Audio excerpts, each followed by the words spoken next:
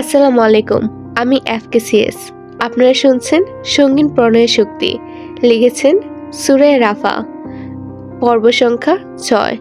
চলুন আজকের পর্ব শুরু করি। ভার্সিটির গেটে এসে দাঁড়াতেই সিকিউরিটি গার্ডরা এলিসার পথ আটকে দাঁড়ালো। অতঃপর প্রশিক্ষণপ্রাপ্ত রোবটের ন্যায় এক নাগাড়ে বলল, সরি ম্যাম, আইডি কার্ড ছাড়া ভেতরে প্রবেশ এলাম না। এলিসা মাথা নিচু করে কথাটা শুনল। অতঃপর নিজের অ্যাথলেটিক 5 আঙ্গুল মুষ্টিবদ্ধ করে সিকিউরিটি গার্ডের নাক বরাবর এক নাগাড়ে 2-3টা পাঁচ বসিয়ে কটমটিয়ে বলল, কে আটকাবে আমায়? বল, কে আটকাবে? অ্যালিসার শক্ত হাতের খুশি খেয়ে সিকিউরিটির লোকটা সেখানেই পড়ে রইল, আর এলিসা ঢুকে গেল ক্যাম্পাসের ভেতর। ভার্সিটিতে নিজের অফিস রুমে বসে ম্যাকবুকে খুব মনোযোগ দিয়ে কিছু একটা দেখছে কৃতিক। গভীর মনোযোগ দিয়ে দেখার দরুন সুন্দর চোখ দুটো স্কিনে আটকে আছে। সেই সাথে খানিক বাদে বাদে অজান্তে দাঁত দিয়ে নিজের অধর কামড়ে ধরছে ও ব্যাপারটা বেশ চমৎকার দেখাচ্ছে। এই দৃশ্যটা এক পলক দেখলে যে কোনো মেয়ে মুখ থেকে বেরোবে একটা শব্দ, হাউ ম্যানলি। তবে এলিসা তো কোনো সাধারণ মেয়ে নয়, বরং আস্ত একটা ডেঞ্জারাস। তাই ওর এসবের খেয়াল ও কম। আর এই মুহূর্তে এলিসা নিজের মেয়েলি চেহারার নিচে আসল রূপটা দেখিয়েও দিল। ও কৃতিকের ক্যাবিনের দরজাটা সশব্দে খুলে জেকে বলে চেঁচিয়ে উঠল। কৃতিক ওর দিকে চোখ না ঘুরিয়ে শান্ত স্বরে বলল, হোয়াটস রং? চেঁচাচ্ছিস কেন? এটা বিদ্যাপীঠ, ভুলে গেছিস? এলিসা ধাপ ধাপ পায়ে 2 কদম এগিয়ে এসে বলল, তুই কেথের সাথে এটা কেন করেছিস কৃতিক? কি করেছি? কৃতিকের দায়সারা উত্তর শুনে বিরক্তি লাগছে এলিসার, তবুও চোখ বন্ধ করে নিজেকে খানিকটা সংবরণ করে বলল, তুই ক্যাথলিনের চুল কেন কেটে দিয়েছিস? তাও এমনভাবে কেটেছিস মেয়েটার ন্যাড়া হয়ে যাওয়ার ছাড়া আর কোনো উপায় নেই। এলিসার কথার আপাতত কৃতিকের কোনো হেলদোল নেই। ও মন দিয়ে ম্যাকবুকে কিছু একটা টাইপ করে যাচ্ছে এক নাগাড়ে। এলিসা এবার রেগে কৃতিকের ডেস্কের উপর সজোরে বাড়ি মেরে দাঁত খিচিয়ে বলল, পাগলামির একটা সীমা থাকে কৃতিক। তুই যখন যা করিস আমরা তোকে সবসময় সাপোর্ট করে যাই, হোক সেটা ভালো কিংবা খারাপ। তাই বলে এতটা জঘন্য কাজ? তুই কি আদৌ জানিস একটা মেয়ের কাছে তার চুল কতটা মূল্যবান? চুল হারানোর দুঃখে মেয়েটা লিটারি সুইসাইড করতে গিয়েছিল। কেন ইমাজিন? এবার ম্যাকবুক থেকে চোখ সরিয়ে কথা পারল Kritik. Actually I can imagine and that's why I did it. কারণ ক্যাথলিনেরও বোঝা উচিত ছিল অন্য কারোর চুলও আমার কাছে ঠিক কতটা মূল্যবান। মখমলের ন্যায় মসৃণ কণ্ঠস্বর, অথচ কথার পরতে পরতে তীব্র রাগের বহিঃপ্রকাশ। অ্যালিসা বিরক্ত হয়ে বলল, তোর কথার আগামাথা কিছুই মাথা ঢুকছে না আমার, জেকে। প্লিজ এই হাইড অ্যান্ড সিক গেমটা এবার অফ কর। কৃতিক কপালে ভাঁজ ফেলে বলে, খুলে তো বললাম আমি ক্যাথলিনের চুল কেটে দিয়েছি। কেন কেটেছিস? কারণ ক্যাথলিন অনেক বড় ভুল করতে যাচ্ছিল, thanks to Sayar and Arnab. ভুলটা করার আগেই ওরা ঘটনাস্থলে চলে আসে। ক্যাথলিন যে ভুল করার সাহস দেখিয়েছে তার জন্যই সেফ ছোট্ট একটু শাস্তি দিলাম। কৃতিকের ঘোরানো পেঁচানো কথার জট খুব বেশি খোলা হলো না এলিসার। তার আগে কয়েকজন সিকিউরিটি গার্ড এসে কৃতিকের আর্জি জানিয়ে বলে, স্যার, উনি গেটের সিকিউরিটি গার্ডকে মেরে ক্যাম্পাসের ভেতরে প্রবেশ করেছেন। কর্তৃপক্ষ থেকে ওনাকে ধরে ক্যাম্পাসের বাইরে বের করে দেওয়ার অর্ডার এসেছে। এলিসা চোখ ছোটো ছোটো করে কৃতিককে তাকিয়ে ইশারা করে বলল, কিরে বল, আমি তোর ফ্রেন্ড। কৃতিক ভ্রুকুচকে একবার এলিসার ইশারারত মুখের পানে চাইল, তারপর সিকিউরিটির পানে তাকিয়ে ঠোঁট উল্টে বলল, যা বলা হয়েছে তাই করুন, টেনে টুনে নিয়ে যান তো। সে কখন থেকে এসে কানে মাথা খাচ্ছে, পাগল মনে হয়। এলিসা কৃতিকের দিকে তেড়ে মেরে এসে বলল, জেকের বাচ্চা, আমাকে তোর পাগল মনে হয়? তবে খুব বেশি কাছে আসার আগেই সিকিউরিটিরা সবাই মিলে ধরে ওকে টানতে টানতে নিয়ে গেল একেবারে ক্যাম্পাসের শেষ মাথার গেটের কাছে। কৃতিক থাই লাগানো জানলার সামনে দাঁড়িয়ে কফি পান করতে করতে সেই দৃশ্য দেখি ঠোঁট কামড়ে হাসছে। হাসতে হাসতে চোখ মুখের রং পরিবর্তন হয়ে গেল ওর। এতক্ষণে হাস্যোজ্জ্বল গৌরবর্ণ মুখটা ক্ষণিকের মাঝে কাঠিন্যতায় ছেয়ে গেল। মস্তিষ্কে ভেসে উঠল কাল সিসিটিভি ক্যামেরায় বন্দি অযাচিত মুহূর্তগুলো, সেই সাথে কালকের পার্টিতে ঘটে যাওয়া ছোট বড় প্রত্যেকটা ঘটনা। কাল বল নাচের সময় অরুকে এতটা কাছে পেয়ে কৃতিক নিজের মধ্যে ছিল না। অজান্তেই আটকে গিয়েছিল অরুরময় ভ্রমের গোলক ধাঁধায়। সব সময়ের বাধ্য মস্তিষ্কটাও তার তাল হারিয়ে চলে গিয়েছিল অবাধ্য মনের বশে। তারপর অরু যখন ওভাবে দৌড়ে চলে গেল, তখনই সম্বিত ফিরে পায় কৃতিক।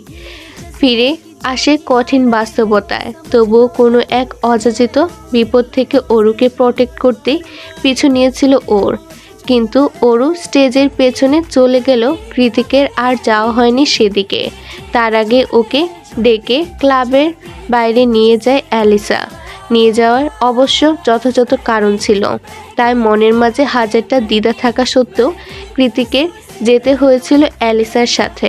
ওইদিকে অর্ণব আর সায়র অ্যালিসাকে খুঁজতে খুঁজতে ব্যাক স্টেজে এসেছিল, কারণ এই পার্টিতে ওদের একমাত্র মিশন আর ভিশন অ্যালিসাকে প্রটেক্ট করা। কিন্তু আফসোসের বিষয়, অ্যালিসা ওদের থেকে কৃতিককে বেশি ভরসা করে। সায়র আর অর্ণব যখন ব্যাকস্টেজের অন্ধকার করিডোরে দিয়ে পা টিপে টিপে এগোচ্ছিল, তখনই পাশের রুম থেকে কারোর গুঙানির আওয়াজ শুনতে পেয়ে হকচকিয়ে সেদিকে দৌড়ে যায় ওরা। রুমটা তখন পুরোপুরি অন্ধকার ছিল না। ভেন্টিলেটরের থেকে আসা বাইরের মৃদু আলোতে ওরা ভালোভাবেই দেখেছিল ফ্লোরে অগোছালো হয়ে পড়ে মৃদু আওয়াজে কাতরাচ্ছে কেউ।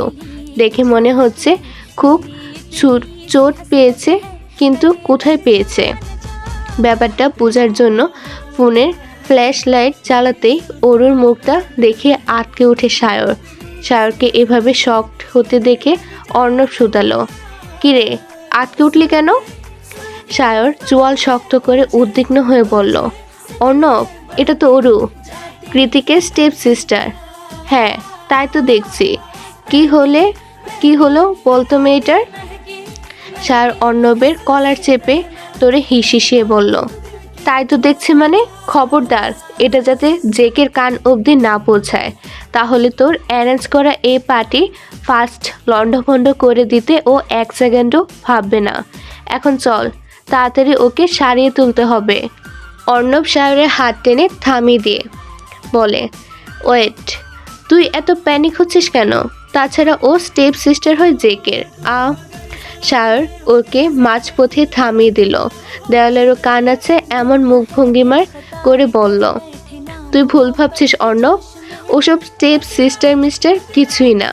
জেকে এই মেয়েটার প্রতি লিটারলি অবসেসড। এই মেয়েটার জন্য ওর পাগলামি তুই নিজের চোখে না দেখলে বিশ্বাস করতে পারবি না। ও সবার সামনে এমন ভাব দেখায় যেন he didn't fucking care, but actually he care. No, care is a little word, এর থেকেও বেশি কিছু। অর্ণব সায়রের কথা হেসে উড়িয়ে দিয়ে বলল, আজ বোধহয় তুই একটু বেশিই খেয়েছিস সায়র। কৃতিক হাঁটুর বয়সী এই মেয়েটার প্রতি অবসেসড, তাও যার সাথে কিনা সম্পর্কের দিক দিয়ে ওর দা কুমড়া সম্পর্ক, আর তুই এটা আমাকে বিশ্বাস করতে বলছিস? হা। একটা উপহাসের হাসি বেরিয়ে গেল অর্ণবের ঠোঁট গলিয়ে। তবুও যদি তুই হতি তাহলে একটা কথা ছিল, কৃতিকের মতো পার্সোনালিটিতে কোনো রূপ কম্প্রোমাইজ না করা মানুষ কিনা নিজের অর্ধেক বয়সী স্টেপ সিস্টারের প্রতি অবসেসড। হা। Very nice jokes. অর্ণবের যুক্তির পেছনে সায়র একটা দীর্ঘশ্বাস ছেড়ে বলল, আচ্ছা, তোকে বিশ্বাস করতে হবে না। অ্যাটলিস্ট আমার কথাটা রাখ। ব্যাপারটা কৃতিককে জানানো যাবে না, কোনোভাবেই না। কি জানানো যাবে না আমাকে সায়র? পেছনের দরজা থেকে কৃতিকের চমৎকার পুরুষালী কণ্ঠস্বর ভেসে আসতেই সায়রের চোখ বেরিয়ে আসার উপক্রম। আড়ালে শুকনো ঢুক গিলে সায়র শুধালো, যে কে তুই এখানে হঠাৎ? কৃতিক এগিয়ে আসতে আসতে জবাব দিল, একজনকে খুঁজছি। অর্ণব, শর্ত, কে পড়ে আছে ওইখানে? এতক্ষণে সায়রের কথার মজা নিলেও এখন কেন যেন অর্ণবেরও একটু একটু সন্দেহ হচ্ছে। তাই ও নিঃশব্দে সরে গেল।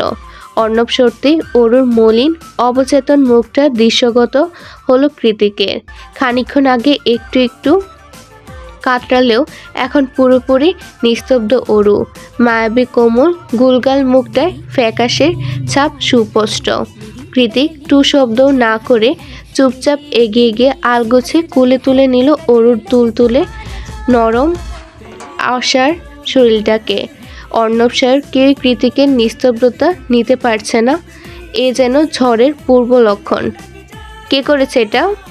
কৃতিকের আওয়াজ পেয়ে স্বস্তির নিঃশ্বাস ছেড়ে সায়র জবাব দিল, জানি না, হঠাৎ কারোর গুঙ্গানির আওয়াজ পেয়ে ছুটে এলাম আর এসে দেখলাম অরুকে। কৃতিক অরুকে নিয়ে ওই রুম ত্যাগ করতে করতে রুট কণ্ঠে অর্ণবকে আদেশ করার মতোই বলল, 5 মিনিটের মধ্যে সিসিটিভি ফুটেজগুলো সেন্ড করবি আমাকে। কোনো অন্ধকার রুমের ফুটেজও যাতে বাদ না যায়। ঘড়ির কাঁটায় তখন 11টার ঘর ছুঁই ছুঁই। বাইরে হাড় কাঁপানো ঠান্ডা। রাস্তায় পুরোপুরি নিস্তব্ধতায় ছেয়ে আছে। একে একে সোডিয়ামের নিয়ন আলো পেছনে ফেলে সামনে এগোচ্ছে কৃতিকের কালো রঙা মার্সিডিসটা। নিজের ড্রাইভিং সিটে বসে খুব সাবধানে প্যাসেঞ্জার সিটে অরুকে বসে সিট বেল্ট লাগিয়ে দিয়েছে কৃতিক। মাথাটা সাবধানে রেখে দিয়েছে গাড়ির ব্যাক সিটে, যাতে অরুর কোনোরূপ কষ্ট না হয়। তাই হাইওয়ে রাস্তাতেও খুব অল্প স্পিডে ড্রাইভ করছে কৃতিক, কিন্তু ভেতরের কুণ্ডলি পাকানো ক্রোধের তোপে বারবার নিজের অজান্তে সে স্পিড বেড়ে যাচ্ছে দ্বিগুণ। পরক্ষণেই অরুর মলিন অবচেতন মায়া মুখের পানে তাকে সে স্পিড কমিয়ে আনছে পুনরায়। এমনভাবে মেজাজের তারতম্য চলছিল পুরো রাস্তা জুড়ে। কিন্তু হঠাৎ করেই ফোনের ভাইব্রেট আওয়াজ পেয়ে পুরোপুরি গাড়ি থামিয়ে দিল কৃতিক। অতঃপর ব্লুটুথ কানে লাগিয়ে ফোনের ভিডিওস চেক করতে করতে বলল, হ্যাঁ বল অর্ণব। অর্ণব ক্ষীণ আওয়াজে বলে, বলছি যে কাজটা করেছে তার সাথে কি করবি? কৃতিকের ফোনে ততক্ষণে আসল কালপ্রিটের চেহারা ভেসে উঠেছে। তাকে তার কাজের পারিশ্রমিক দেব। চোয়াল শক্ত করে কথার জবাব দিয়ে কল কেটে ভিডিওতে মনোযোগ দিল কৃতিক, যেখানে স্পষ্ট দেখা যাচ্ছে কেথলিনের মুখের সামনে ফ্ল্যাশলাইট জ্বালানো। ও প্রথমে অরুকে রেগে মেগে কিছু বলে তারপর জামার আড়াল থেকে কিছু একটা বের করে অরুর মুখের সামনে স্প্রে করতেই অবচেতন হয়ে মাটিতে লুটিয়ে পড়ল অরু। অরু যখন পুরোপুরি অচেতন, ঠিক তখনই এর থেকেও ভয়ঙ্কর কাজ করতে উদ্যত হয় কেথলিন। ও কোথা থেকে যেন একটা কাঁচি এনে অরুর চুলগুলো মুষ্টিবদ্ধ করে ধরে সেগুলো কাটার জন্য উদ্যুক্ত হবে। ঠিক তখনই সায়র আর অর্ণব চলে আসে ওখানে, আর কেথলিন লুকিয়ে পড়ে ডেকোরেশনের স্তম্ভাকার কাপড় চুপড়ের আড়ালে। কৃতিক পুরো ভিডিওটা দেখে বিড়বিড়িয়ে বলল, তার মানে কেথলিন এখনো পার্টিতে উপস্থিত? অতঃপর মোবাইলটা আগের জায়গায় রেখে অবচেতন অরুর দিকে খানিকটা ঝুঁকে গিয়ে মৃদু আওয়াজে কৃতিক বলে, আমার কথা কেন শুনিস না বলতো? কে আছে এই দুনিয়ায় যে আমার মতো করে তোকে প্রটেক্ট করবে? ভেতর থেকে দীর্ঘশ্বাসটাকে বের করে দিয়ে কৃতিক অরুর মুখটা তীক্ষ্ণ চোখে খুব কাছ থেকে পরখ করে বলে, I am sorry heartbeat, but I will take revenge. গতকাল রাতের কথা ভাবতে ভাবতে কখন যে হাতের কফিটা শেষ হয়ে গিয়েছে টের পায়নি কৃতিক, কিন্তু যখন টের পেল মগটা পুরোপুরি খালি হয়ে গিয়েছে তখন ও কফিহীন চ্যাটচ্যাটে মগটার দিকে তাকিয়ে কপট হেসে বলল, সরি ক্যাথলিন, তুমি আমার বেস্ট ফ্রেন্ডের কাজিন, কিন্তু তুমি তো খুব বড় ভুল করেছ। আমার দুর্বলতায় হাত দিয়ে ফেলেছ, তাই ছোটোখাটো শাস্তি তো তোমাকে পেতেই হতো। কৃতিক নিজ কথা শেষ করে সিরামিকের কফির মগটা আস্তে করে ফেলে দিল মেঝেতে। সঙ্গে সঙ্গে বিকট ঝনঝন আওয়াজে মুখরিত হলো পুরো অফিস রুম। এত কিছুর পরেও কৃতিকের মস্তিষ্কে একটা প্রশ্ন গেঁথেই রয়, সব কিছু রেখে শুধুমাত্র অরুর চুলি কেন কাটতে গিয়েছিল ক্যাথলিন? দিনের অন্তিম প্রহর চলমান, সূর্য পশ্চিম আকাশে মিলিয়ে গিয়েছে সেই কবেই। তাও সূক্ষ্ম সোনালি মিলিয়ে যাওয়া আলোর ছটা দেখে মনে হয় রাত নামেনি, এখনো সন্ধ্যাবেলাতেই আটকে আছে প্রকৃতি। পশ্চিম আকাশে সূর্যের শেষ আলোটুকু হানা দিল পুরো আকাশ ঠিক তার বিপরীত। সেথায় ঘন কালো মেঘ গুড়গুড় করছে, এক পলক তাকালে মনে হয় এখনই তুফান ধেয়ে আসবে। ভর সন্ধ্যাবেলা মেঘমহল্লার গুড়ানি আর দমকা হাওয়া পেছনে ফেলে বাসায় ফিরেছে কৃতিক। সাধারণত সপ্তাহে 3 দিন মাইক্রোইকোনমিক্স এর উপর ক্লাস থাকে কৃতিকের। এছাড়া বাকিটা সময় পাহাড়ি দুর্গম কোনো রাস্তায় বাইক রাইডিং, নয়তো অন্ধকার রুমে শুয়ে বসে অডিও বুক শুনে কাটিয়ে দেয় ও। নিজের একঘেয়ে জীবনে বড়ই অপ্রীতিকর কৃতিকের কাছে। মাঝে মধ্যেই মনে হয় এমন জীবন থাকার চেয়ে না থাকাই শ্রেয়। সোনার চামচ মুখে নিয়ে বিত্তশালী পরিবারে জন্ম নেওয়া কৃতিকের আশেপাশের মানুষের অভাব ছিল না কোনো কালেই। তবুও সে ছিল চিরচরিত একা। এত টাকা পয়সা, ব্যাংক ব্যালেন্স, ক্ষমতা সব কিছু ওর কাছে মূল্যহীন ছিল বরাবরই। বুঝ হবার পর থেকে কোনোদিন কোনো আবদার অপূর্ণ থাকেনি কৃতিকের, হোক সেটা ন্যায় আবদার কিংবা অন্যায়। এই সোনার মোড়ানো জীবনে কৃতিকের আজন্ম যেটা পায়নি সেটা হলো ভালোবাসা, আদর, স্নেহ আর পরিবার নামক অদৃশ্য বন্ধন, যার দরুন ছোট থেকে নরম হৃদয় তৈরি হওয়ার জন্য সকল উপকরণ সর্বসর্বা বাদ দিয়ে স্কুল, কলেজ, ভার্সিটি সবখানে তৈরি করেছে নিজের ক্ষমতা আর নেতৃত্বের প্রভাব। নেতৃত্ব আর কর্তৃত্বের মাঝে রক্ত মাংসের হৃদয়টা কবে যে পাথর রূপ ধারণ করেছে তা টের পায়নি কৃতিক। ঢাকা দক্ষিণের প্রাক্তন মেয়র, তার উপর বর্তমান মন্ত্রী জামশেদ জায়ান চৌধুরীর একমাত্র ছেলে জায়ান কৃতিক চৌধুরী। পাবলিক ভার্সিটির বাঘা ভাগা ছাত্রনেতা থেকে শুরু করে এলাকার ছোট বড় পাতি নেতা সবাই সমীহ করে চলতো নর্থ সাউথে পড়া অবাঙালি চেহারায় কৃতিককে। পুরান ঢাকার অলিতে গলিতে যে কোনো চায়ের আড্ডা কিংবা মিছিল মিটিং কৃতিকের নাম ছিল সবার মুখে। দিন আর রাত নেই, মারামারি, কাটাকাটি, মিছিল মিটিং থেকে শুরু করে সব কিছুতেই কৃতিকের এক ইশারায় সবাই তৎক্ষণাৎ হাজির হতো বিনা বাক্যে। সে সময় পুরান ঢাকার রাস্তাঘাটে সবাই একই বুলি আওড়াতো, জামশেদ জায়ানের বডিগার্ডের দরকার নেই, তার ছেলে একাই 100।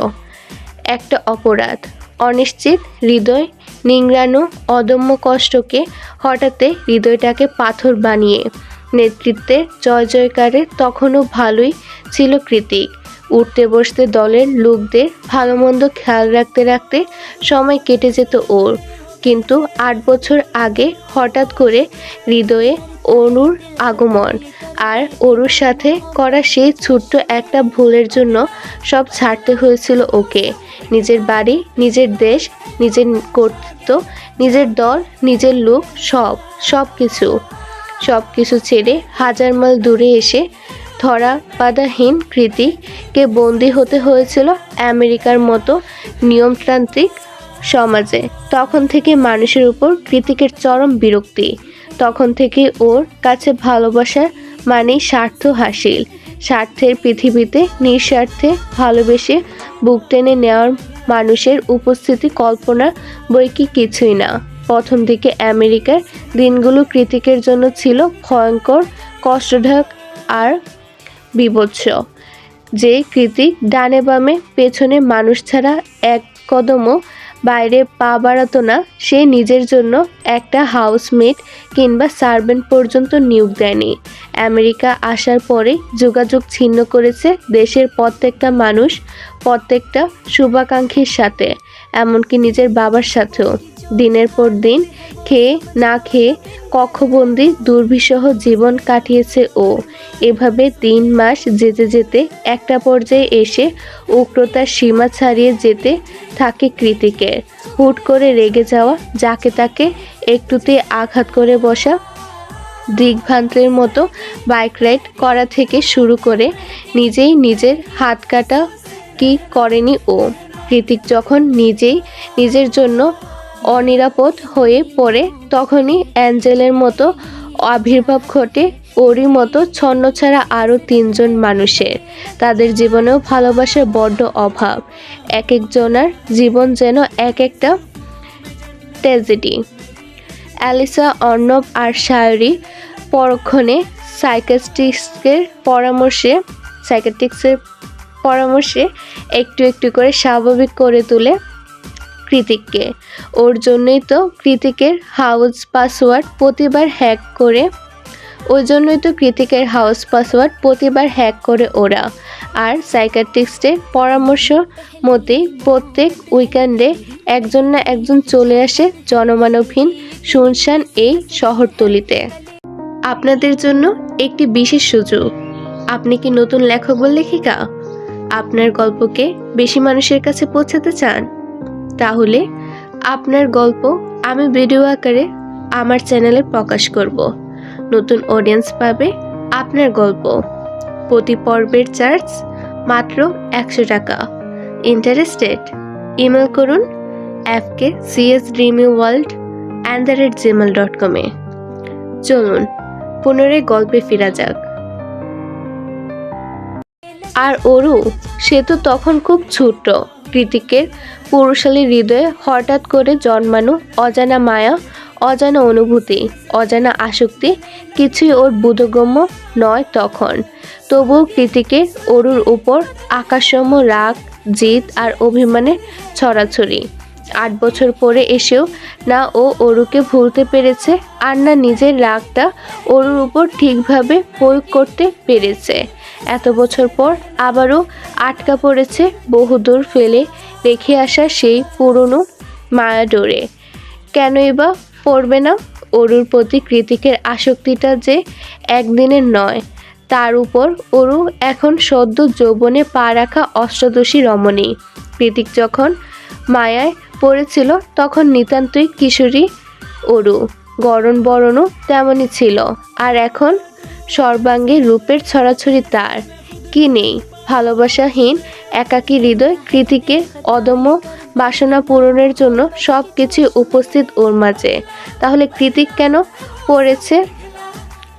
কেন পারছে না খুব সহজে অরুকে আপন করে নিতে? কৃতিক তো সমাজের নিয়ম কিংবা নিন্দা কোনোটাতেই পরোয়া করে না কোনো কালেই। তবু হৃদমাজারে কেন এই পাহাড়সম দূরত্ব? আপাতত নিজ মন গহীনে অযাচিত প্রশ্নের কোনো উত্তরই নেই কৃতিকের কাছে।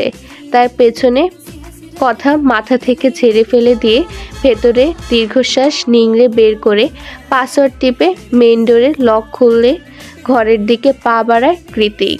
পুরো হলরুম না, পুরো বাড়ি ঘুটঘুটে অন্ধকারে ছেয়ে আছে। তিমিরে ঢাকা ঘরের দুয়ারে পা রাখা মাত্রই পায়ের কাছে নরম কিছুর অনুভূতি হতে ভ্রুকুঞ্চিত করে নেয় কৃতিক। তারপর মেঝের দিকে তাকিয়ে অন্ধকারে জ্বলতে থাকা সবুজ চোখজোড়া দেখে বুঝতে পারে এটা অরুর নেউটে বিড়ালটা। বিড়াল এখানে, তাহলে অরু কই? তাছাড়া বিড়াল সব জায়গায় গেলেও ঘুণাক্ষরেও কৃতিকের সামনে আসে না। তাহলে আজ হলোটা কি? আশ্চর্য! বিড়ালের এমন আকস্মিক গায়ে মাখামাখি ভাব দেখে ভাবনায় পড়ে গেল কৃতিক। তাই দেরি না করে দ্রুত পায়ে এগিয়ে গেল লাইটের সুইচবোর্ডের কাছে। অন্ধকারে কৃতিক নতুন হাঁটছে না, তাই সুইচবোর্ড পর্যন্ত যেতে মোবাইলের আলো জ্বালানোর আর প্রয়োজন পড়েনি ওর। একযোগে পুরো বাড়ির প্রত্যেকটা রুমে আলো জ্বালিয়ে ডোরাকে খুঁজতে দরজার দিকে চোখ রাখলো কৃতিক। কই, দরজার কাছে তো নেই। তাহলে চারিদিকে হাতড়িয়ে একটু পর খেয়াল করলো বিড়ালটা ওর পায়ের কাছে দাঁড়িয়ে নেচ নাড়ছে। বিড়ালটার দিকে কটমটিয়ে তাকিয়ে বিরক্ত স্বরে কৃতিক বলল, হোয়াটস রং? কাপড় নোংরা করছিস কেন? এক্ষুনি দূরে যা বলছি, নয়তো তোকেও তোর মালিকের মতো চড়িয়ে গাল লাল করে দেব। কৃতিকের বাংলা ইংরেজিতে মিলানো ধমকেও কাজ হলো না। ডোরা আগের নেই দাঁড়িয়ে আছে। সেই দেখে কৃতিক 2 কদম পিছিয়ে গিয়ে বলল, ইউজলেস ক্যাট, কথা না শুনলে একদম ঘর থেকে বের করে দেব। যেমন মালকিন তেমন তার পোষা বিড়াল। নিজে সারাদিন বেয়াদবি করে করে বিড়ালটাকেও বেয়াদবি শিক্ষা দিয়েছে। ইচ্ছে করছে দুটোকেই ধরে আছাড় মারি। ডোরার দিকে থেকে পাকানো চোখ সরিয়ে কৃতিক দোতলার করিডোরের দিকে তাকিয়ে চেঁচাতে লাগলো, কোথায় তোর বেয়াদব মালিকটা? কতবার বলছে আমার চোখের সামনে যাতে এই নেউটে বিড়ালটা না আসে। একে দেখলে আমার ইরিটেটিং হয়। অরু, এই অরু, এক্ষুনি নাম, নয়তো তোর বিড়ালকে ঘাড় ধরে বের করে দেব আমি। অরু। ডোরা কাউচের সামনে গিয়ে মিয়াও মিয়াও করছে দেখে ক্ষিপ্ত কৃতিকের চোখ গেল সেদিকেই।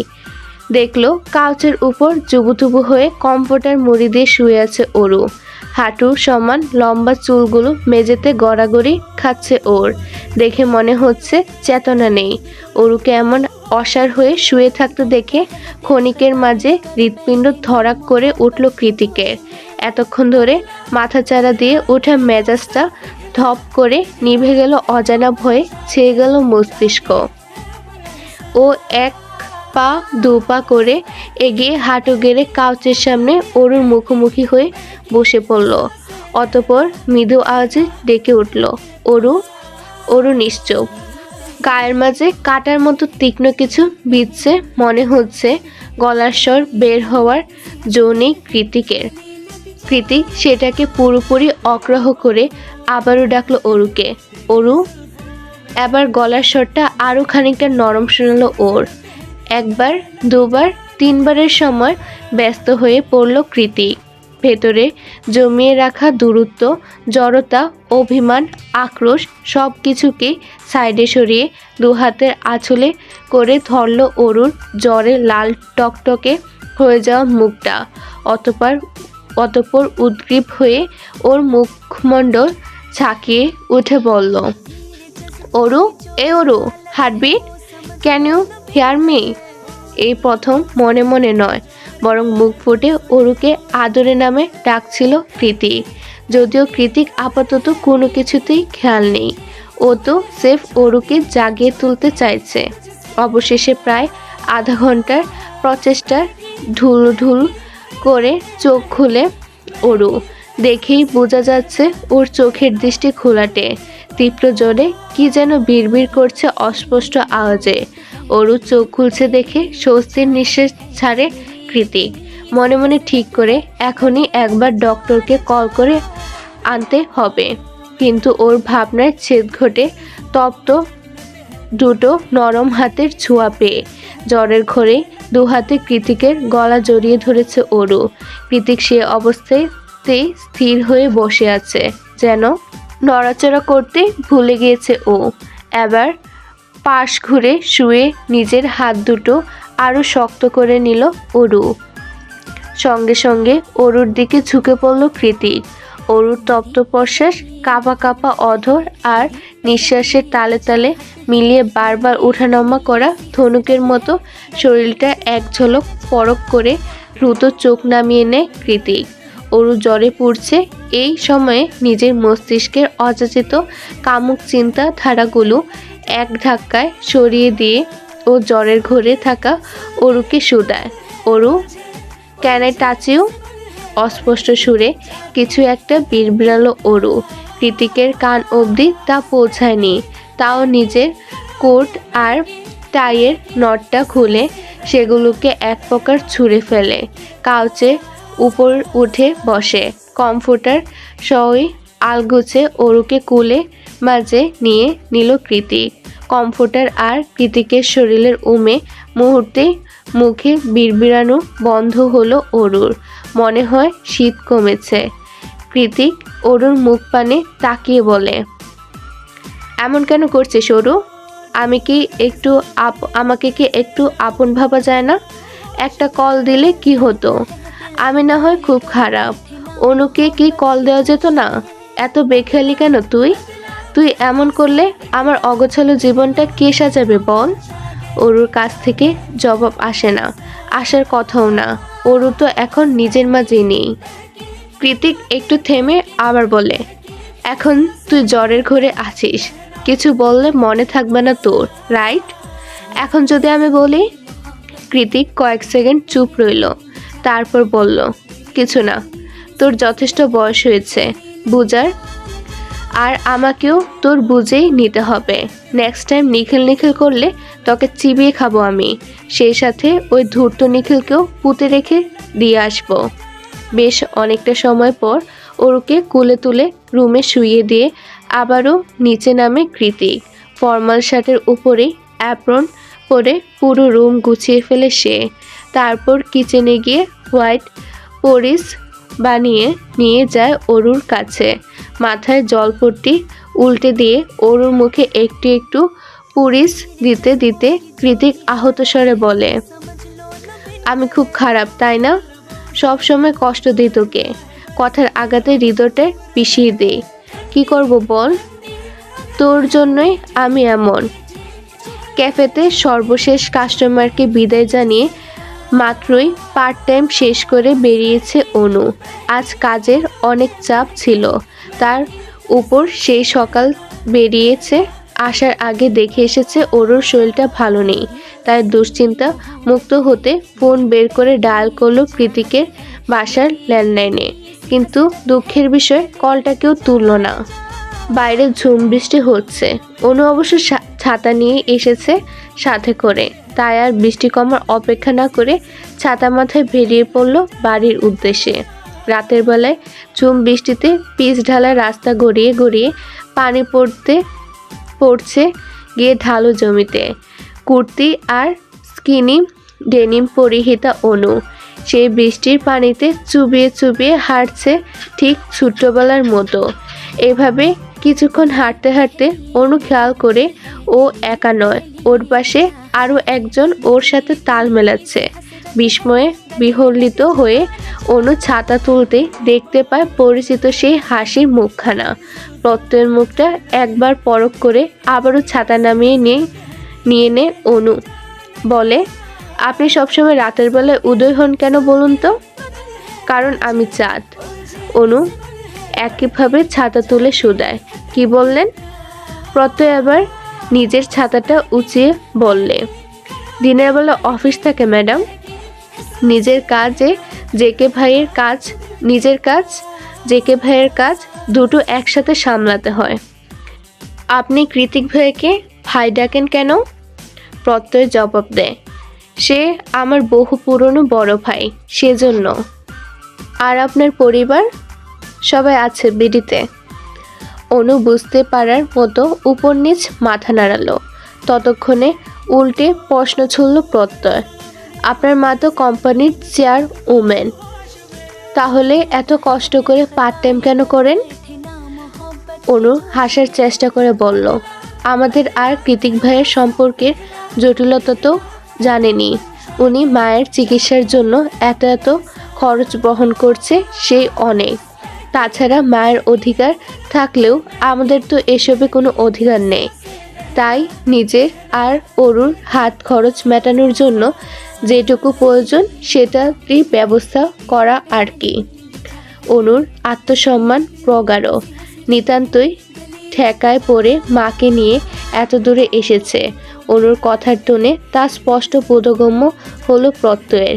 তাই ও এসব ফিনান্সিয়াল কথা বাইরে গিয়ে শুধালো, আপনার মা এখন কেমন আছেন? অনু হাসি মুখে জবাব দেয়, ভালো আছেন। ডাক্তার বলেছেন শারীরিক উন্নতি হচ্ছে দ্রুত। এরকম হলে খুব শীঘ্রই অপারেশন করানো সম্ভব হবে। প্রত্যয় স্বস্তির নিঃশ্বাস ছেড়ে বলল, আপনাকে খুশি দেখতে ভালো লাগছে। আপনার হাসিটা আমার হৃদয়ে ছুঁয়ে যায়। দেখলে মনে হয় হৃৎপিণ্ডে ছোড়া তরতাজা তীরের ফলা। অনুর হাঁটার গতি পুরোপুরি থামিয়ে দিয়ে প্রত্যয়ের পানে চেয়ে বলল, প্রত্যয় সাহেব, বৃষ্টিতে ভিজবেন? বসন্তের বৃষ্টিতে? প্রত্যয় তৎক্ষণাৎ নিজের ছাতা ছুঁড়ে ফেলে দিয়ে ঠোঁট বাঁকিয়ে হেসে বলল, আপনার এই খুশিটুকু ধরে রাখার জন্য জান কুরবান। প্রত্যয়ের সাথে সাথে অনু নিজের ছাতা নামিয়ে নেয়।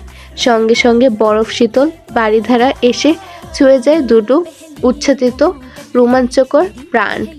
অন্ধকার বদ্ধ রুমে আটকে থাকার ফলস্বরূপ অরুর শরীরে যে জ্বরের দাবদাহনের সূচনা হয়েছিল আজ প্রায় 5 দিনের মাথায় তা একটু একটু কমেছে। জ্বর পুরোপুরি না কমলে অরু যেচে পড়ে সবার কাছে নিজের সুস্থতা প্রমাণ করতে চাইছে। কারণ আগামীকাল নিখিলদের ট্যুর। ধরণীতে নতুন সূর্য উদীয়মান। সুন্দর ঝকঝকে সকালে ছাদ বারান্দার ফাঁক গলিয়ে সূর্যের তীক্ষ্ণ মোলায়েম আলো এসে হানা দিচ্ছে দোতলার সরু করিডোরে। রুম থেকে বেরিয়ে করিডোর ধরে সামনে এগোচ্ছে অরু, সাথে পিছু নিয়েছে ওর ছায়াটাও। গন্তব্য কৃতিক সাহেবের রুম। কৃতিকের রুমটা করিডোরের শেষ প্রান্তে। হাতে একটা মাইক্রোনমিক্স বই আর ডোরাকে কোলে নিয়ে কৃতিকের রুমের দরজায় এসে থমকালো অরু। সেই যে প্রথম দিন এসে কৃতিকের বেডে ঘুমিয়েছিল, তারপর থেকে আজ পর্যন্ত ও রুমের চৌকাঠ অবধি মারায়নি অরু। কিন্তু আজ তো আসতেই হতো। যে করেই হোক কৃতিককে রাজি করিয়ে আগামীকাল ভার্সিটিতে যাওয়ার ব্যবস্থা করতে হবে। আর তারপর ভার্সিটি থেকে সোজা নিখিল ভাইয়ের সাথে ট্যুরে। সেই কখন থেকে দরজার সামনে শটান দাঁড়িয়ে আছে অরু। নক করতে কেমন যেন ইতস্তত লাগছে ওর। রুমের দরজা লাগিয়ে কৃতিক কি না কি করছে কে জানে। দেখা গেল নক করতেই দরজা খুলে বেরিয়ে এসে আকস্মাৎ থাপ্পড় লাগিয়ে দিল দুগালে। সেসব হাবিজাবি ভেবে শুষ্ক একটা ঢোক গিলে বুকের মাঝে অনেকটা সাহস জুগিয়ে শেষমেশ দরজায় টোকা মেরেই দিল অরু। সঙ্গে সঙ্গে ভিতর থেকে কাট আওয়াজ ভেসে এলো কৃতিকের। কি চাই? অরু বাইরে থেকে জবাব দিল, কিছু চাই না, একটু। অরুর কথা শেষ করার আগেই কৃতিক বলল, দরজা খোলাই আছে। কৃতিকের জবাব শুনে অরু তাড়াহুড়ো করে ডোরাকে কোল থেকে নামিয়ে নিজের শরীরটা ঝেড়ে চুড়ে ভেতরে প্রবেশ করে। ভেতরে ঢুকতেই অরু দেখতে পায় কৃতিক তোয়ালে দিয়ে চুল মুছছে।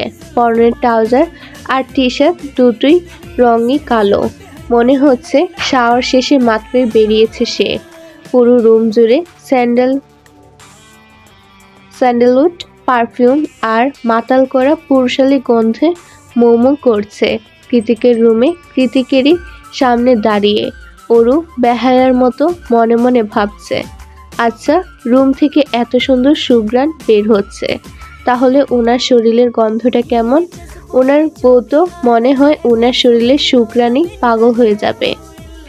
আপন মনকে দাঁত খিচিয়ে অরু অন্য মনটা বলে উঠে, ছি ছি, আবারও ভুলভাল ভাবছি।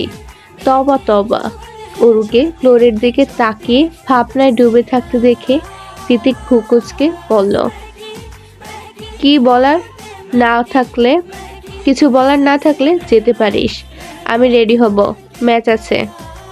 অরু তৎক্ষণাৎ ফ্রম থেকে বেরিয়ে এসে বলল, মানে একটু পড়া বুঝতে এসেছিলাম, কিছুতেই মাথায় ঢুকছে না। অরুর পড়া বুঝতে এসেছে, তাও কৃতিকের কাছে? ব্যাপারটা মোটেও বিশ্বাসযোগ্য নয়। নিশ্চয়ই ঘাবলা আছে।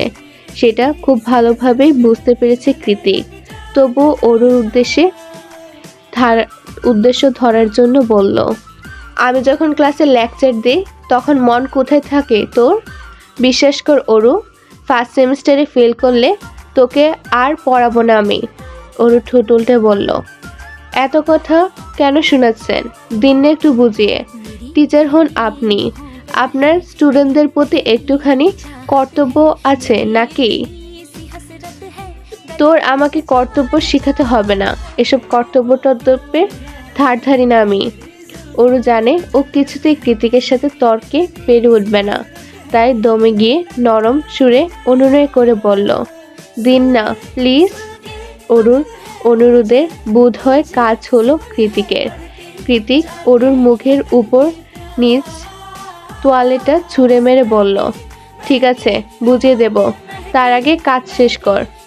অরু কয়েক কদম এগিয়ে এসে কৃতিকের মুখ বরাবর দাঁড়িয়ে ওর চুল ছোঁয়ার চেষ্টা করছে, দুপা উঁচু করে দু আঙ্গুলের উপর দাঁড়িয়ে তোয়ালে দিয়ে কৃতিকের চুল মুছতে যাবে, তার আগে কৃতিক ওকে ঠেলে সরিয়ে দিয়ে বলল, হয়েছে, আর লাগবে না। এইটুকু কাজ সেটাও ঠিক মতো করতে পারিস না, বিয়ে হয়ে গেলে তখন কি করবি? ওরু মিনমিনিয়ে বলল, খাম্বার মতো দাঁড়িয়েছিলেন কেন? মাথাটা একটু নোয়ানো যেত না? কিছু বললি? অরু নাসূচক মাথা নাড়ালো। কোন টপিকটা দেখিয়ে দিতে হবে? অরু বই সমেত কৃতিকের দিকে এগিয়ে দিলে ওকে মাঝপথে থামিয়ে দিয়ে কৃতিক বলল, খবরদার কাছে আসবি না, যা বলার ওখানে দাঁড়িয়ে বল। কাছে না এলে পড়া বুঝবো কি করে? সে আমি জানি না, তুই আমার কাছে আসবি না, ব্যাস। অরু অসহায় মুখে কৃতিকের পানে তাকিয়ে আছে, আর কৃতিক তির্যক চোখে অরুর আগাগোড়া পরখ করছে। কালো ফ্রক আর লেগিংস, সেই সাথে মেঘের মতন ঘন কালো লম্বা চুল, সব কিছু কালো রং দিয়ে মুড়িয়ে রাখার ফর্সা শরীরটা যেন জ্বলজ্বল করছে ওর। দেখি কেমন চোখ ধরে যায়, হৃদয়টা নিষ্পিস করে। কিছু একটা ভেবে কৃতিক অরুর উদ্দেশ্যে বলে, তুই স্টাডি টেবিলে গিয়ে বস, আমি এখান থেকে বুঝিয়ে দিচ্ছি। অরু কৃতিকের কথা মতো তাই করলো, গিয়ে বসলো কৃতিকের আধুনিক টেবিলের চেয়ারে। এরপর শুরু হলো কৃতিকের প্রফেশনাল আচরণ। একে একে পুরো চ্যাপ্টারের প্রত্যেকটা টপিকের উপর টানা 1 ঘন্টা লেকচার দিয়ে তবেই থামলো সে। এই 1 ঘন্টায় অরু 5 মিনিট ঠিক মতো শুনেছে কিনা সন্দেহ। ও কতক্ষণ নিখিল ভাইয়ের কথা ভেবেছে, তো কতক্ষণ চোখ ঘুরিয়ে ঘুরিয়ে কৃতিকের রুমটা পর্যবেক্ষণ করেছে। পুরো রুমটা গ্রে থিমে সাজানো, সব কিছুতেই কেমন অন্ধকার অন্ধকার ভাব। দেখলে মনে হবে রুমের পুরো আসবাবপত্র সব মুখ গুমরা করে বসে আছে। যেমন মালিক তেমন তার ঘর। বোরিং। কি বোরিং? কৃতিকের হঠাৎ ছোড়া প্রশ্নে কম্পিত হয়ে উঠল অরু। মুখ ফসকে কখন যে কথা বেরিয়েছে সে খেয়াল নেই ওর। দাঁত দিয়ে জিভ কেটে তাড়াহুড়ো করে উত্তর দিল, আপনাকে বলিনি, রুমের কথা বলছিলাম।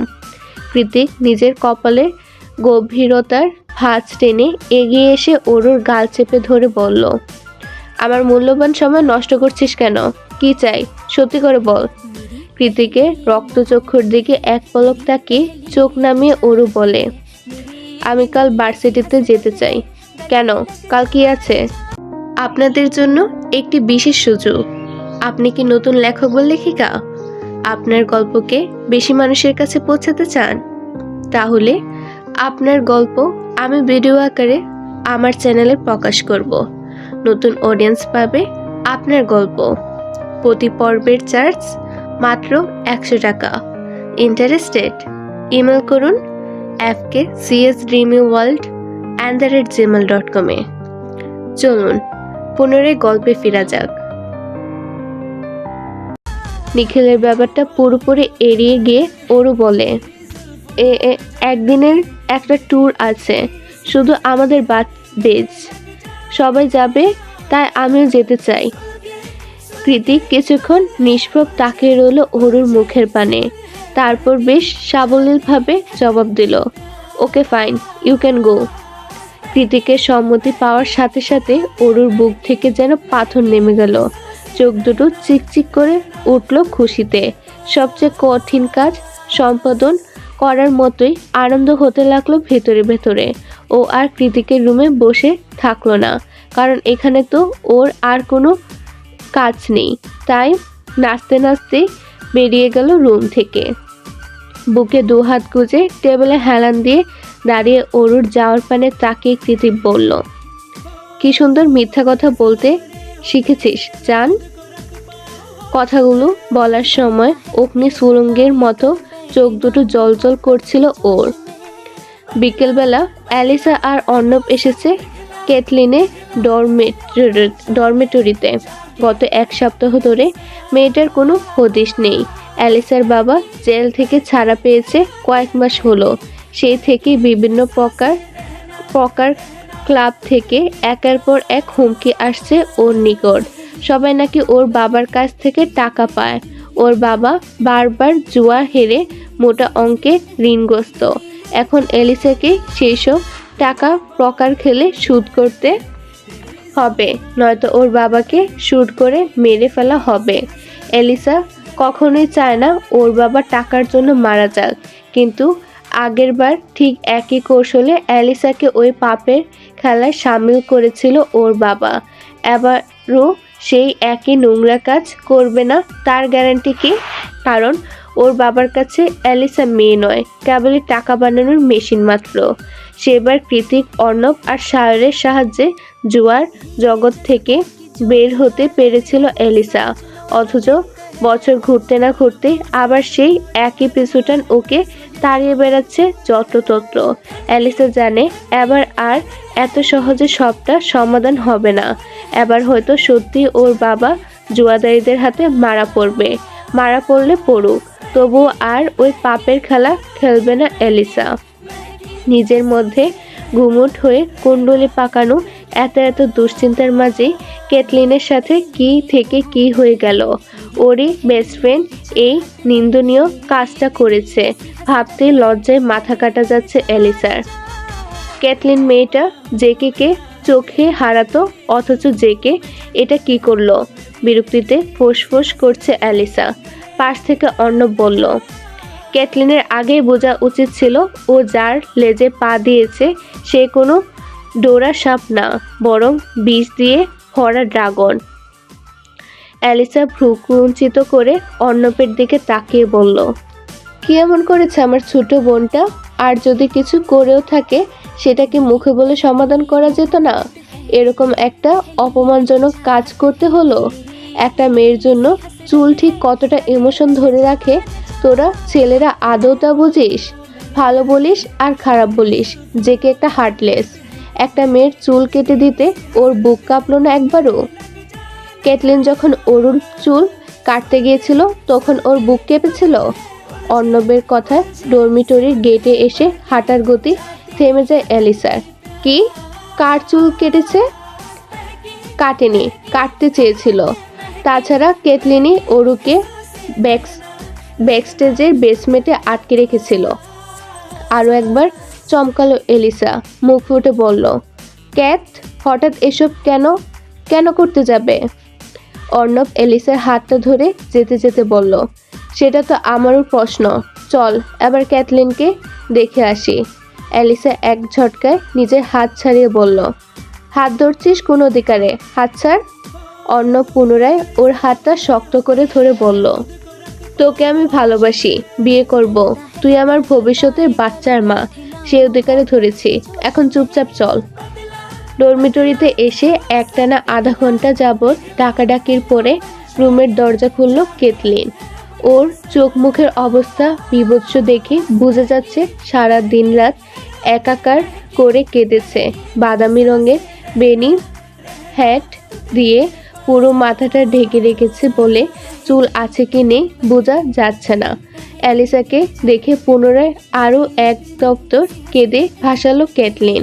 কাঁদতে কাঁদতে বলল, আপু, জেকে ভাইয়া আমার সাথে এসব কেন করলো বলো তো?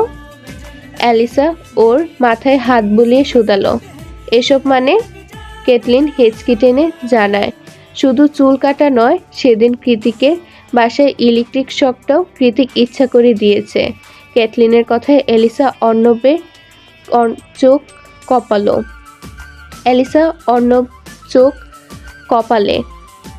অ্যালিসা উদ্বিগ্ন হয়ে শুধালো, তুই কি করে জানলি কাজটা কৃতিক করেছে? জেকে ভাইয়া নিজ মুখে বলেছে।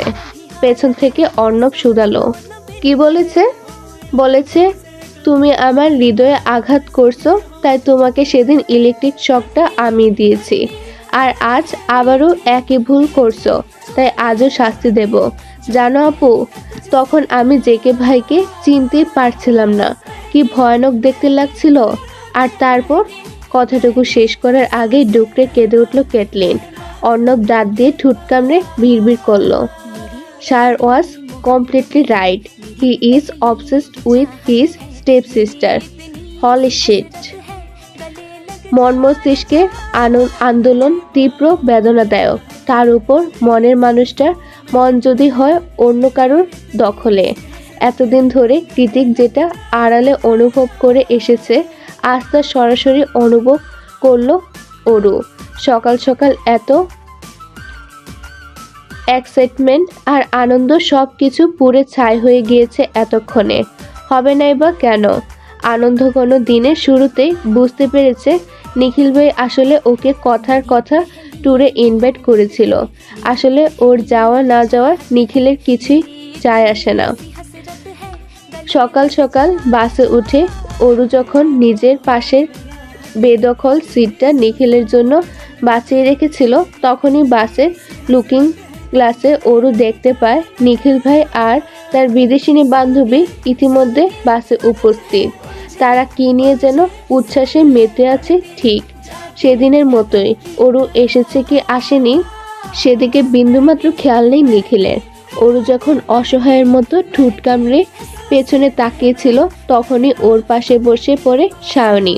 সায়নীকে দেখে অরু দ্বিধাগ্রস্ত কণ্ঠে শুধায়, আচ্ছা সায়নী, একটা ছেলে আর একটা মেয়ে যদি সারাক্ষণ একসাথে থাকে, একসাথে হাসাহাসি করে, তাহলে কি তারা শুধু বন্ধু?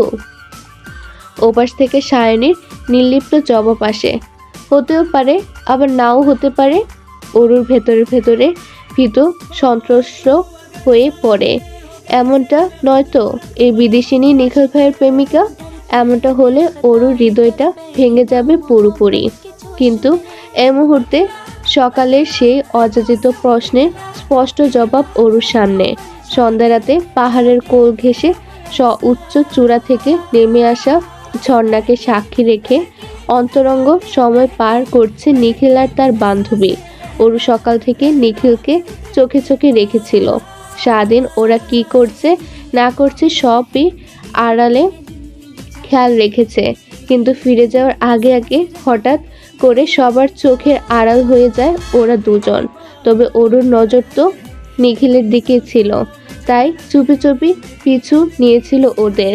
খুঁজেও পেয়েছিল খুব সহজে, কিন্তু এমন অনাকাঙ্ক্ষিতভাবে দেখতে হবে তা কল্পনাতেও ভাবেনি অরু। সেই জগন্নাথে পা রাখার পর থেকে নিখিল ভাইয়ের পিছনে ছুটছে ও। মায়ের অসুখ, আপার বকুনি কিংবা কৃতিকের অপমান কোনো কিছুই দমাতে পারেনি ওকে। সেই একই নিখিল ভাইয়ের পেছনে ছুটতে ছুটতে আজ এত দূর চলে এসেছে খড় কোনো মেয়ে অরু।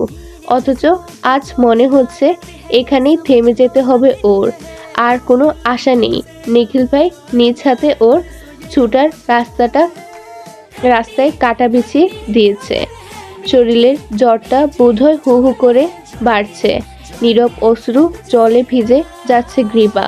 মেয়েটাকে করা নিখিল ভাইয়ের এক একটা চুম্বন অরুর শরীরে যেন বিষাক্ত তীরের মতো বিঁধছে। এই দৃশ্য কতক্ষণ বা দাঁড়িয়ে থেকে দেখা যায়। অরু দাঁড়িয়ে রইতে পারল না। কাঁদতে কাঁদতে ধপ করে বসে পড়ল অসম ভূমিতে। ঘাসে আবৃত জমিনে দুহাত চাপড়াতে চাপড়াতে বলল, কেন এমন করলেন নিখিল ভাই? আপনি যদি অন্য কাউকে ভালোবাসবেন তাহলে আমাকে কেন নিয়ে এলেন? আমি তো কোনো কালই ট্যুরে আসতে চাইনি। কেবল আপনার একটা কথাতে সবাইকে মিথ্যা বলে অসুস্থ শরীরটাকে টানতে টানতে নিয়ে এসেছি আমি। তাহলে এটা কি দেখালেন আপনি? আমার হৃদয়ের ফুটা প্রথম প্রেমের ফুলটাকে আপনি এভাবে পা দিয়ে পিষিয়ে দিলেন কেন? প্রেমে পড়া কি এতটাই সহজ? পরিচিত চমৎকার পুরুষালী কণ্ঠস্বর কর্ণগহরে পৌঁছাতে আকস্মাৎ থেমে গেল অরু। তড়িৎ গতিতে পেছনে তাকিয়ে দেখলো পকেটে দুহাত গুজে দাঁড়িয়ে আছে জায়ান্ট কৃতিক চৌধুরী। মাথায় ব্যাকেট হ্যাট, পরনে white over size T shirt. ওরও বুঝতে পারছে না কৃতিককে দেখে ও কি খুশি হবে নাকি লজ্জা পাবে। কি হলো, আর কত কাঁদবি ক্রাশের জন্য? ওরও নাক টেনে জবাব দিল, ভুল ভাবছেন, উনি আমার ক্রাশ না। তারপর হুট করে বলল, আপনি সবটা জানতেন তাই না? সব জেনে শুনে আমাকে এখানে পাঠিয়েছেন তাই না? কিভাবে পারলেন আপনি? কৃতিক এগিয়ে গিয়ে অরুর হাতে হ্যাচকা টান দিয়ে ওকে দাঁড় করায়। অতঃপর দাঁতে দাঁত পিষে বলে, বিশ্বাস কর অরু, এই মুহূর্তে তোকে নিজের সর্বশক্তি দিয়ে একটা থাপ্পড় দিতে ইচ্ছে করছে আমার, কিন্তু কি জানিস তো, সেটা আমি পারবো না, কারণ আমার হাত অগ্রসর হওয়ার আগে আমার কলিজা কেঁপে উঠবে। অরু কৃতিকের কথায় খানিকটা ভড়কে গিয়ে আবারও নিখিলের দিকে তাকালো, যারা এখনো গভীর চুম্বনে মত্ত। হি ইজ এ প্লে বয়। ওই যে মেয়েটা দেখছিস, ও আর ওর বান্ধবী দুজনের সাথে একত্রে লিভ টুগেদার আছে বাস্টারটা। ওরু চমকে গিয়ে বোকার মতো শুধালো, দুজনের সাথে একই সাথে কিভাবে কি? অরুর প্রশ্নে কৃতিকের ঠোঁট টিপে হাসলো। কষ্ট পেয়ে মেয়েটা বোধ বুদ্ধি সব খেয়ে ফেলেছে মনে হয়। তবুও কৃতিক ওর কথার জবাব দিয়ে বলে, প্রিয় রিলেশনশিপ, এর বেশি বোঝাতে পারবো না। ব্যাপারটা তোর আর আমার বয়সের সাথে যায় না। তাছাড়া তোর বান্ধবী তিথির সাথে দীর্ঘদিন ফিজিক্যাল রিলেশনে ছিল ও। একদিনে ঠিক কতগুলো শখ নেবে বুঝতে পারছে না ওরও। ওর মাথা বন বন করে ঘুরছে। সেই সাথে নিখিলের প্রতি জমাট বাঁধা অভিমানটা পরিণত হয়েছে তীব্র ঘৃণায়। মনে মনে ভাবছে, তাই তো সেবার তিথির এতটা বাজে ব্যবহার করেছিল ওর সাথে। তুই বসে বসে তোর প্লে বয় নিখিল ভাইয়ের জন্য কাঁদতে থাক, আমি গেলাম। বাইকের চাবির রিংটা আঙ্গুলে ঘোরাতে ঘোরাতে যেতে যেতে কথাটা বলল কৃতিক। ওরুর ভ্রম ভেঙে গেল। ও ছুটে এসে কৃতিকের সাথে হাঁটতে হাঁটতে নাক টেনে বলল, আমি কি করে যাব? কেন, তোর নিখিল ভাইয়ের সাথে যাবি? কৃতিকের কথায় ওরও আবারও অসহায় দৃষ্টিতে নিখিলদের দিকে তাকালো। পরক্ষণে চোখ সরে গলার আওয়াজ শক্ত করে বলল, কখনো না। তাহলে কিভাবে যাবি?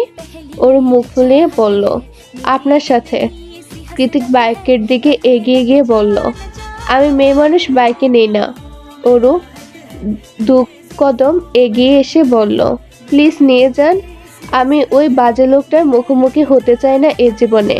কৃতিক ওরুর চোখে চোখ রেখে বলল, নিয়ে যাব, বিনিময়ে আমি কি পাবো?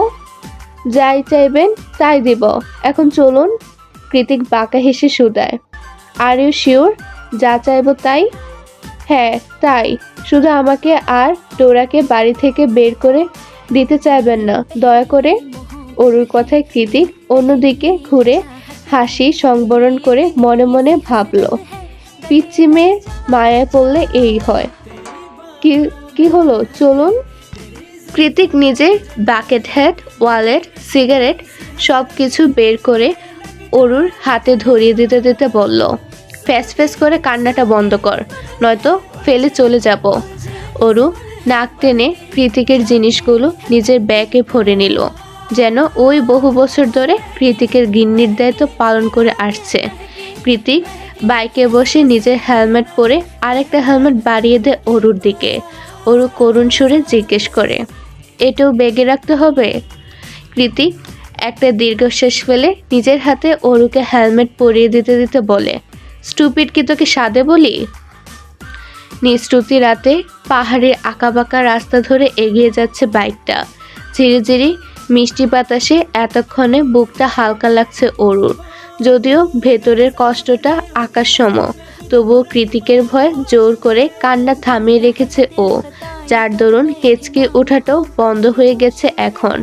অরু দুহাত কৃতিকের কাঁধের উপর নিবদ্ধ। রাস্তার মোড় ঘুরতেই সেই হাতের বাঁধন বারে বারে শক্ত হয়ে ওঠে দ্বিগুণ তালে। এভাবেই যেতে যেতে এক পর্যায়ে বহু সময় নীরবতা ভেঙে অরু শুধায়, আপনি হঠাৎ পাহাড়ে কেন এলেন? কৃতিক জবাব দেয় না, মনে মনে বলে, শুধু তোর জন্য। একতরফা ভালোবাসা বরাবরই বিরহের।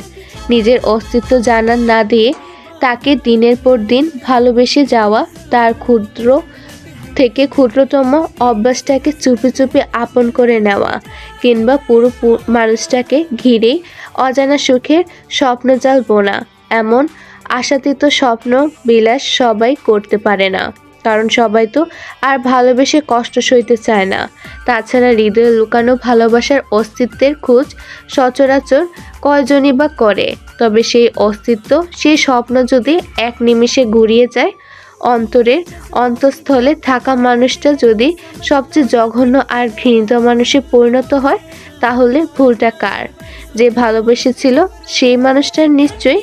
তাই তো অরু আজকাল নিজেকে অপরাধী ভাবে, ভালোবাসার দোষে অপরাধী। কিন্তু অরু যেটাকে একপাক্ষিক ভালোবাসা ভেবে বসে আছে, সেটাকে আদৌ ভালোবাসার অনুভূতি ছিল, নাকি নিতান্তই টিনেজ ফ্যাস্টিনি?